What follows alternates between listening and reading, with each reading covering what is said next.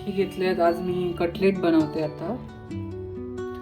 तर एक बटाटा मॅश करून घेतलाय उकडून आणि मेन इन्ग्रेडियंट आहे हे सोयाबीन उकडून त्याचं पाणी काढून वाटून घेतले पूर्ण.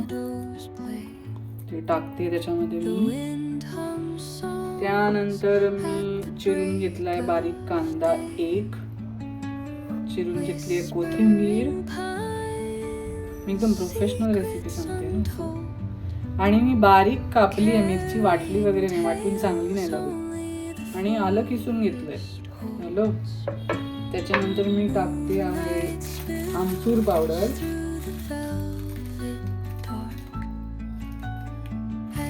ही आमचूर. हा गरम मसाला आहे, ही आमचूर पावडर आहे. पॅकेट सेम आहेत, मसाल्याचे कलर वेगळे. आणि हा थोडासा गरम मसाला मी टाकते त्याच्यामध्ये. बाकीचं माझ्याकडे काही अवेलेबल नाही आहे. लिंबाचा रस टाकणार नाही आमचूर पावडर टाकल्यामुळे. मी हे टाकते मी मीठ. मीठ नंतर मी चेक करेन थोडंसं. मसाल्याची गरज नाही आहे तशी टाकायची, कारण आपण हिरवी मिरची टाकली. आणि याच्यामध्ये मी थोडंसं बाइंडिंगसाठी आपलं पीठ टाकते, डाळीचं पीठ, बेसन टाकते जरा, म्हणजे ते कसे सुखे होतील. 3 चमचे टाकते, 4 चमचे टाकते. चला 4 चमचे टाकले. आणि आता थोडंसं मी मीठ टाकलंय त्याच्या हिशोबाने. तर मी मस्त मळून घेते. आणि हातानेच मळायचं, हे चमच्याने होणारी गोष्ट नाही आहे. चमच्याने ते एकजीव होणार नाही आणि झालं तरी खूपच वेळ लागेल तुम्हाला. त्यामुळे असं फास्ट होण्यासाठी हातानेच करायचं. त्याची चव पण येते, त्याला छान एकजीव होतं ना ते, त्यामुळे चव मस्त येते. हाय प्रोटीन आहे, कारण याच्यामध्ये आहे आपले सोयाबीन शंक्स आणि डाळीचं पीठ आहे. बटाटा ऑप्शनल आहे, पण बाइंडिंगसाठी मी आज आणि टेस्टसाठी पण जरा बटाटा घातलाय. पण मला तसे सोयाबीन कधीच आवडत नाहीत, कारण मी खाल्ले नाही लहानपणापासून कधी. आता प्रोटीन त्यामुळे जरा खायला सुरुवात केली आहे. तर हे आता छान मी जीव करून घेतलेलं आहे.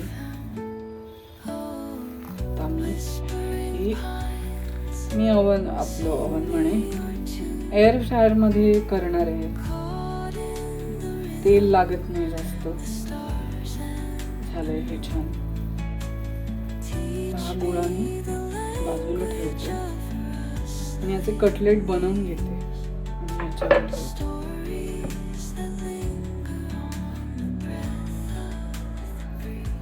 एकदम सुखं झालंय पीठ, मस्त.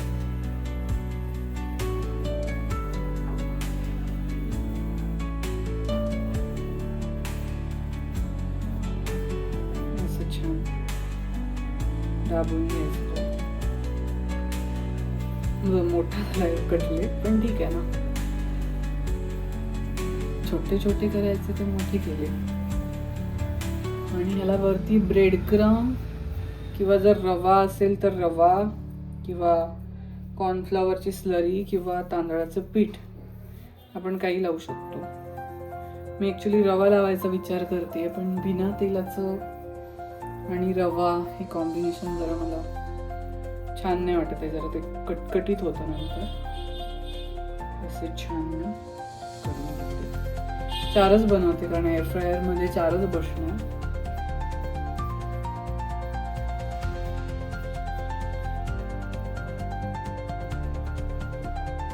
आपले 4 बनले.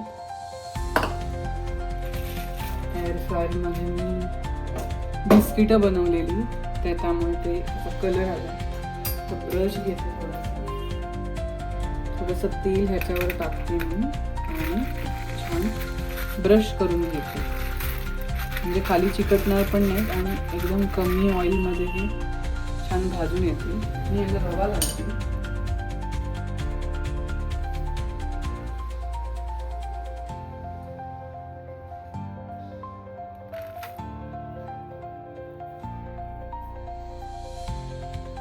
जेवढे पातळ होतील तेवढे चांगले.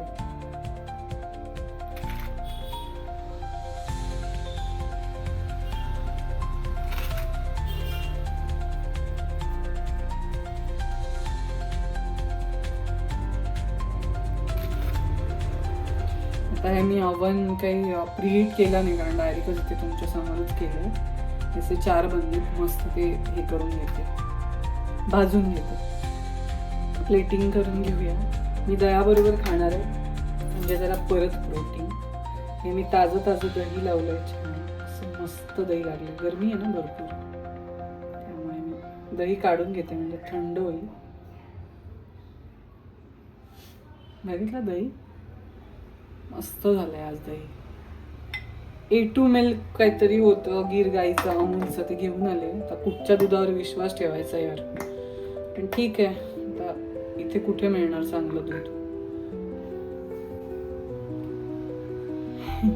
किती छान ना, मस्त रेडी झालं. मी दह्यात थोडासा खजूर मिक्स केलाय, छान झाले.